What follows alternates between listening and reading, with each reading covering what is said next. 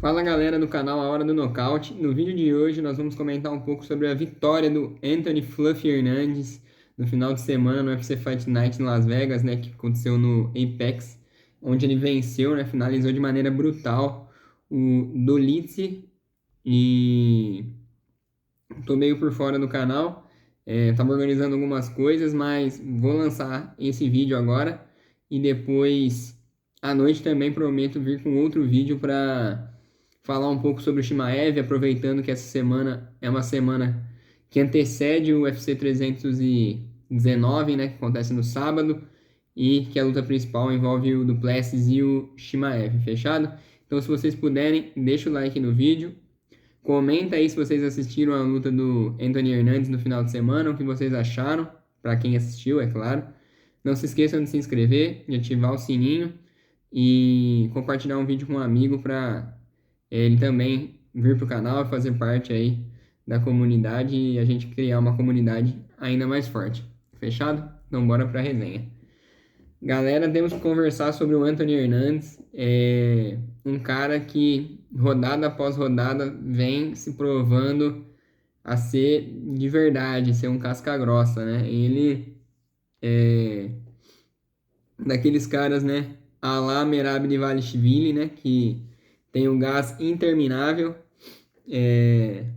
Muitas lutas ele já venceu assim, né, onde os adversários dele cansam e ele soterra o adversário ali nesse caos que ele traz, né, principalmente, né, quando o adversário vai diminuindo o ritmo e ele segue na mesma pegada do início ao fim, e ali é onde ele acaba vencendo os seus oponentes, né? Foi assim, né, por exemplo, né, contra o nosso brasileiro, o Michel Pereira, que apanhou muito, muito, muito dele, né? Foi uma derrota dura, né? E era, se a gente se lembrar, né, foi numa época assim que o Michel vinha bem, né?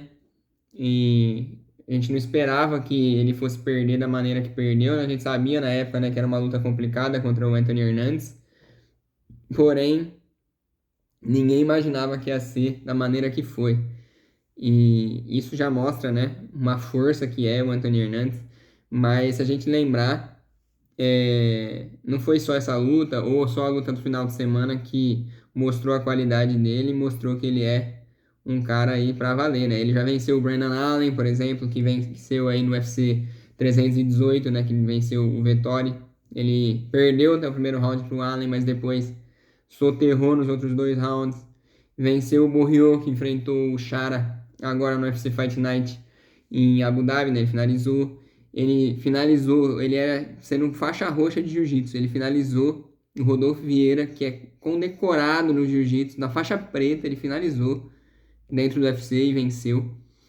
Então, e como eu acabei de falar também, ele espancou o Michel Pereira. Foi até difícil de ver aquilo acontecer com o Michel Pereira, porque foi realmente um baita resultado.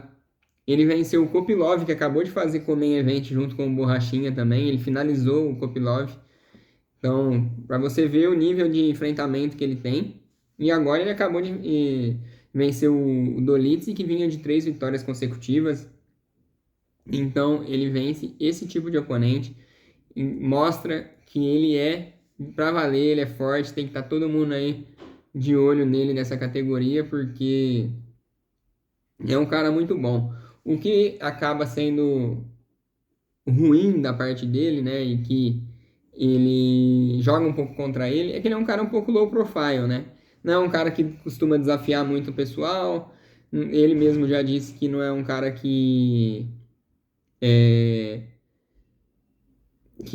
acompanha as lutas, né, tem um grande entendimento, né, dos outros lutadores aí da categoria, de quem são, né, como lutam, né, então isso acaba deixando ele um pouco por fora, né, e acaba até atrasando um pouco a subida dele, né, porque se a gente olhar, ele vem de 8 vitórias consecutivas já.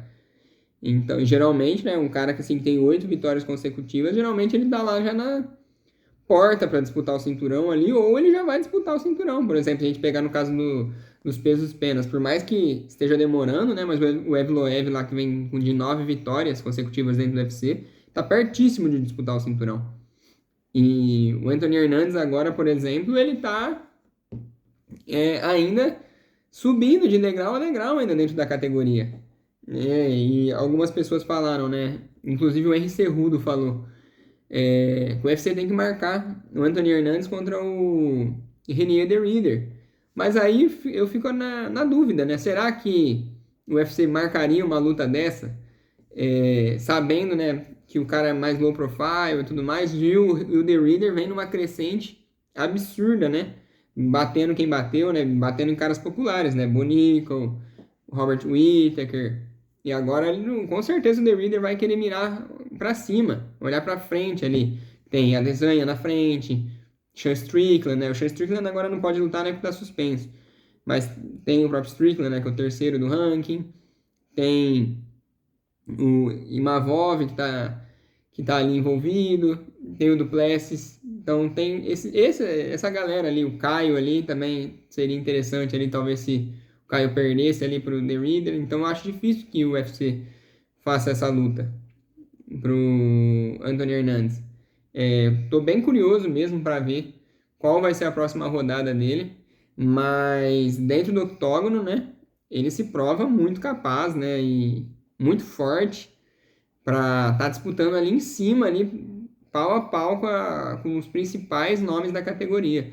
E aí a gente vê, né, como a categoria dos pesos médios oferece muito, né, cara, porque são tantos nomes de qualidade. Eu falei, o Duplessis sendo campeão, tem o Shimaev, Sean Strickland, Israel Adesanya, Imavov, Caio Borralho, ainda até na galera ali que tá um pouco mais na parte de trás, né? O Brandon Allen, o Marvin Vettori, o Borrachinha, Kopilov, então tipo, tem caras ali duros na categoria, caras que são muito bons. E o Anthony Hernandes aí surge aí como mais um cara de muito potencial e que vai estar aí na briga aí por uma vaga para disputar cinturão, para se tornar o dono dessa categoria. E a gente sabe, né, com essas apresentações, é um cara que se mostra muito capaz e que no futuro deve chegar forte aí contra quem quer que seja, né? E como eu disse, né? Agora eu só realmente fico curioso, né? Pra ver contra quem o UFC vai querer emparelhar ele, né?